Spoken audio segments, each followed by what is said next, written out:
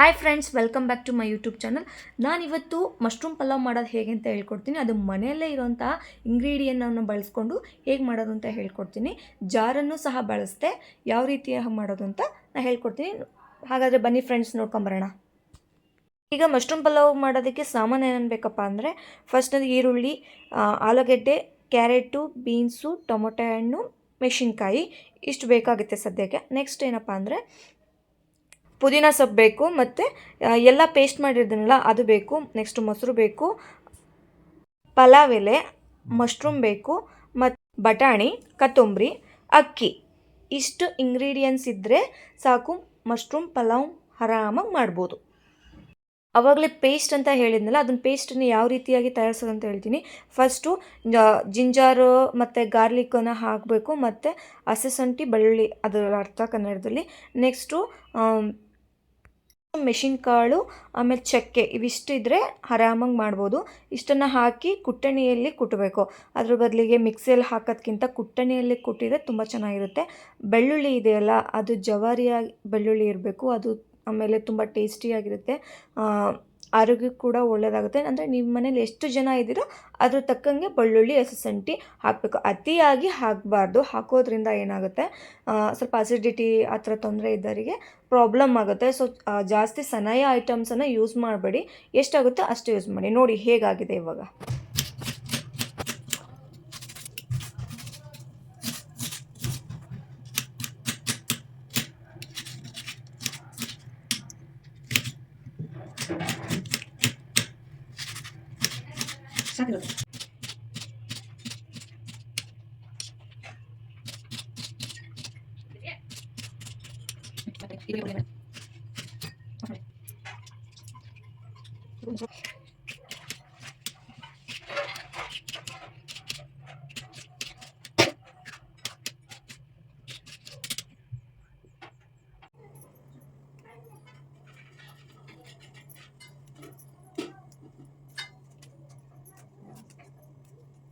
ನೋಡಿ ಫ್ರೆಂಡ್ಸ್, ಬಟಾಣಿ ಇದೆಲ್ಲ ಹಸಿ ಬಟಾಣಿ, ಅದನ್ನು ಸ್ವಲ್ಪ ಹೊತ್ತು ನೆನೆಸಿಡಬೇಕು. ನೆನೆಸಿಡೋದ್ರಿಂದ ಏನಾಗುತ್ತೆ ಅಂದರೆ ಅದು ಕಲ್ಲರ್ ಬಿಡುತ್ತೆ. ಕಲ್ಲರ್ ಬಿಟ್ಟ ಮೇಲೆ ತೋರಿಸ್ತೇನೆ ನೋಡಿ ಹೇಗಾಗುತ್ತೆ ಅಂತ, ಕಲ್ಲರ್ ಯಾವ ಥರ ಬಿಡುತ್ತೆ ಅಂತ. ಸೊ ಅದರಲ್ಲಿ ಅಂದರೆ ಯಾವ ಥರ ಕಲರ್ ಬರುತ್ತೆ ಅಂತ ನೋಡಿ. ಇಲ್ಲಿ ಕಲರ್ ಎಷ್ಟು ಬಿಟ್ಟಿದೆ. ನೆಕ್ಸ್ಟು ಮಶ್ರೂಮನ್ನು ಇದೆಯಲ್ಲ, ಅದು ಯಾವ ಥರ ಕಟ್ ಮಾಡಬೇಕಪ್ಪ ಅಂದರೆ ಸಣ್ಣದಾಗಿ ಕಟ್ ಮಾಡಬೇಕು. ತೀರಾ ಸಣ್ಣದಾಗಿ ಮಾಡಬಾರ್ದು. ಏಕೆ ಅಂದರೆ ನಾವು ಬೇಯಿಸಿದಾಗ ಅದು ಮಶ್ರೂಮ್ ನಮಗೆ ಕೈಗೆ ಸಿಗಬೇಕು. ಬೇಯಿಸೋದ್ರಿಂದ ಅದು ಇದಾಗ್ಬಿಡುತ್ತಲ್ವ, ಸೊ ಹಾಗಾಗಿ ಕೈ ಸಿಗೋ ಹಾಗೆ ಮಾಡಬೇಕು. ನೆಕ್ಸ್ಟು ಅದನ್ನು ಉಪ್ಪು ಹಾಕಿ ನೆನೆಸ್ಬಿಟ್ಟು ಚೆನ್ನಾಗಿ ತೊಳೆದು, ಆಮೇಲೆ ಉಕ್ಕಿ ಆದಮೇಲೆ ಮತ್ತೆ ಅದನ್ನು ನೀಟಾಗಿ ಬೇರೆ ಕಡೆ ಹಾಕಿಬಿಟ್ಟು ಮತ್ತೆ ಚೆನ್ನಾಗಿ ತೊಳಿಬೇಕು. ತೊಳೆಯೋದ್ರಿಂದ ಅದರಲ್ಲಿರೋಂಥ ಹುಳ ಏನಾದರೂ ಇತ್ತು ಅಂದರೆ ಅದು ಸಾಯುತ್ತೆ ಅಥವಾ ಹೋಗುತ್ತೆ. ಯಾವುದೇ ರೀತಿ ತೊಂದರೆ ಆಗೋದಿಲ್ಲ. ಸೊ ಹಾಗಾಗಿ ಯಾರಾದರೂ ಮಶ್ರೂಮ್ ಆ ಥರ ಯೂಸ್ ಮಾಡಿದರೆ ಈ ಥರ ದಯವಿಟ್ಟು ಯೂಸ್ ಮಾಡಿ ಅಂತ ಹೇಳ್ತೀನಿ. ನೋಡಿ ಫ್ರೆಂಡ್ಸ್, ಇವಾಗ ಮೇನ್ ಬೇಕಾಗಿರೋದು ಇದನ್ನು ದಯವಿಟ್ಟು ಸ್ಕಿಪ್ ಮಾಡಬೇಡಿ. ಸ್ಕಿಪ್ ಮಾಡದೇ ಇರೋ ಹಾಗೆ ನೋಡಿ. ಫಸ್ಟ್ಗೆ ಎಣ್ಣೆ ಹಾಕೋಬೇಕು. ನೆಕ್ಸ್ಟು ಪಲಾವ್ ಎಲೆಯನ್ನು ಹಾಕಬೇಕು. ಪಲಾವ್ ಎಲೆ ಆದಮೇಲೆ ಜೀರಿಗೆಯನ್ನು ಹಾಕಬೇಕು, ಸಾಸಿವೆ ಹಾಕಬೇಕು, ಅರಿಶಿನ ಹಾಕಬೇಕು.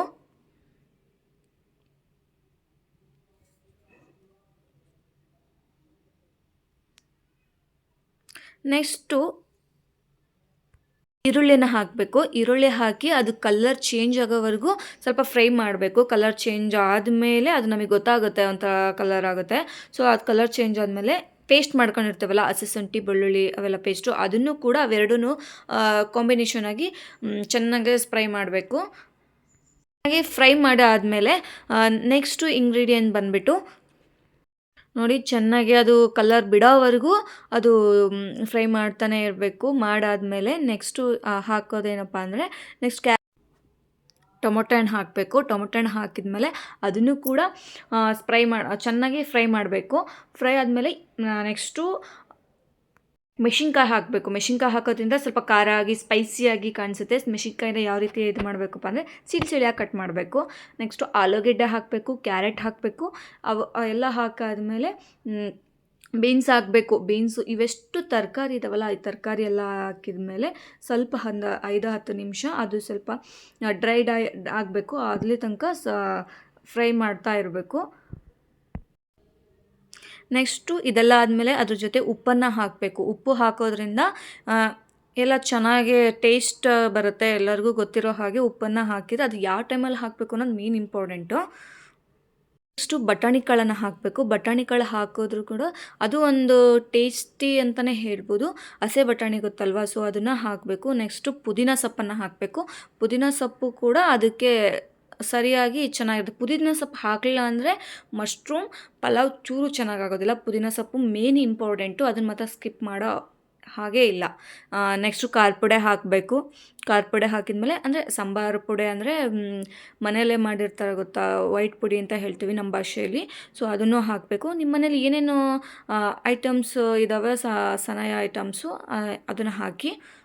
ಮಸಾಲ ಐಟಮ್ಸ್ ಏನೇನಿದಾವೆ ಅದನ್ನು ಹಾಕಿ. ಜಾಸ್ತಿ ಹಾಕಕ್ಕೆ ಹೋಗ್ಬಿಡಿ, ಸ್ವಲ್ಪ ಹಾಕಿ. ನಾನು ಮುಂಚೆ ಹೇಳಿದ್ನಲ್ಲ, ಅಸಿಡಿಟಿ ಪ್ರಾಬ್ಲಮ್ ಇದ್ದವರಿಗೆ ತುಂಬ ಪ್ರಾಬ್ಲಮ್ ಆಗುತ್ತೆ. ಎಷ್ಟು ಬೇಕೋ ಅಷ್ಟು ಹಾಕಿ. ನೆಕ್ಸ್ಟು ಮೊಸರು, ಅದು ನಿಮಗೆ ಇಷ್ಟ ಬಂದರೆ ಹಾಕ್ಕೊಳ್ಳಿ, ಇಲ್ಲಾಂದರೆ ಬೇಡ. ಇಷ್ಟ ಇದ್ದರೆ ಹಾಕ್ಕೊಳ್ಳಿ, ಆಯಿತಾ? ಎಲ್ಲ ಆದಮೇಲೆ ನೆಕ್ಸ್ಟು ಬಂದುಬಿಟ್ಟು ಮಶ್ರೂಮ್ ಹಾಕಬೇಕು. ಮಶ್ರೂಮು ಕೂಡ ಅದು ಅದ್ರ ಜೊತೆ ಚೆನ್ನಾಗಿ ಇದಾಗಬೇಕು. ಸೊ ಹಾಗಾಗಿ ಮಶ್ರೂಮನ್ನು ಹಾಕಿ ಎಲ್ಲದೂ ಕೂಡ ಮಿಕ್ಸ್ ಆಗಿದೆ. ನೋಡಿ ಕಲರ್ ಯಾವ ಥರ ಬಂದಿದೆ, ಕಲರು ಸಖತ್ತಾಗಿದೆ.